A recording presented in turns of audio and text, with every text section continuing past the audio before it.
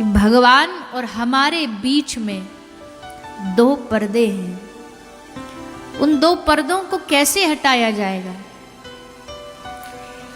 एक नवविवाहित वधू भगवान के दर्शन करने के लिए मंदिर में जाती है, भगवान को देख नहीं पा रही है। क्यों नहीं देख पा रही है?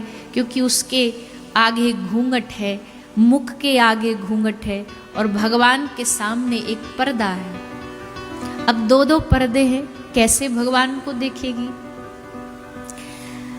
भगवान की तरफ, भगवान की साइड में जो पर्दा है वो तो भगवान कृपा करके अपने आप हटाएंगे, उसको कोई नहीं हटा सकता, वो तो भगवान हटाएंगे। पुजारी जी को थोड़ा प्रेरणा देंगे और पुजारी जी पर्दा हटा देंगे। पुजारी जी ने पर्दा हटा दिया पर दर्शन अब भी नहीं हो रहा, क्योंकि अभी एक पर्दा मुख पर लगा है। वो अपने आप घूंघट उठा नहीं सकती। क्यों? क्योंकि उसके हाथों में मेहंदी लगी है। तो क्या करती है? वो दाएं बाएं देखती है, किसी को इशारा करती है कि कोई मेरा घूंघट उठा दे। उसके दाएं में उसका पति बैठ खड़ा होता है, वो समझ जाता है कि ये पर्दा हटाने का बोल रही है। तुरंत वो पर्दा हटाता है, घूंघट हटाता है और जैसे घूंघट हटाता है दोनों पर्दे हटे और उस वधू को भगवान का साक्षात्कार हो जाता है, दर्शन हो जाता है। ठीक वैसे ही हमारे और भगवान के बीच भी दो पर्दे हैं। भगवान वाला पर्दा भगवान अपनी कृपा से हटाएंगे, उसका दुनिया में कोई और समाधान नहीं है। जब भगवान रीझेंगे तो रीझ करके वो पर्दा हटाएंगे। हमारे आगे भी एक माया का पर्दा डला है, उस पर्दे को हम हटा नहीं सकते। क्यों? क्योंकि हमारे हाथों में आसक्ति की मेहंदी लगी हुई है। तब जीव इधर देखता है, उधर देखता है, कोई मेरे इस पर्दे को हटाए, और तब उसको साइड में खड़ा हुआ अपना गुरु दिखाई देता है और गुरु अपनी कृपा से उसके माया के पर्दे को हटाता है। और जैसे दोनों पर्दे हटे उस जीव को भगवान का साक्षात्कार हो जाता है। सत्संग के द्वारा गुरु प्राप्त होता है और गुरु के द्वारा उस पर्दे को हटाया जाता है, तब भगवान का साक्षात्कार होता है। इसलिए भैया गुरु की भी जीवन में खूब महिमा है, जितनी गाई जाए उतनी कम है। संसार में ऐसा कोई पैदा ना हुआ जो गुरु की महिमा को बता सके, गुरु की महिमा को गा सके। साक्षात परम तत्व भगवत स्वरूप गुरु, भगवान ने सोचा ऐसे तो जा नहीं सकता इसके पास में, तो किस रूप में आऊं?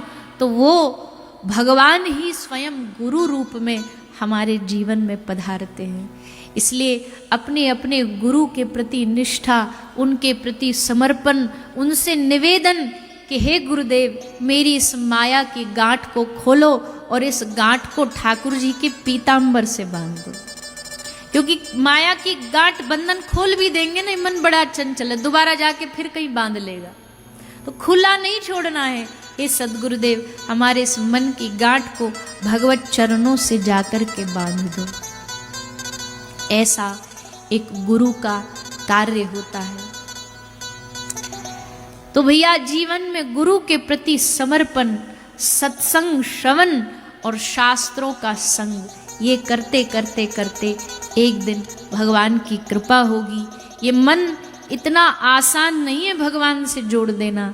बातें कहने में बड़ी सरल लगती हैं, पर ये मन बरसों से, युगों से संसार में भटकता हुआ आया है। अगर निरंतर इस कानों को जब भगवान की कथा का रस सुनने को मिलेगा, धीरे धीरे धीरे एक दिन जा करके, एक पत्थर पर एक बार चोट मारने से पत्थर नहीं टूटता, पर एक ही पत्थर पे 10 बार चोट मारो तब टूटेगा।